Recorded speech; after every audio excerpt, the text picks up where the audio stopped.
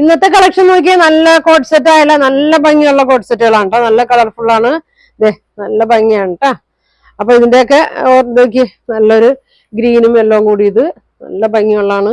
അതിന്റെ തന്നെ വേറെ കളറാണ്, യെല്ലോയില് ബ്ലൂ വരുന്നത്. പിന്നെ നോക്കി ബ്ലാക്കിലുണ്ട്. നല്ല ഭംഗിയാണ് കേട്ടോ.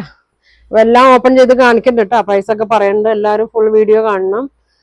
അതിന്റെ കളർ ചേഞ്ച് ഗ്രീന് ഇങ്ങനെ വരും.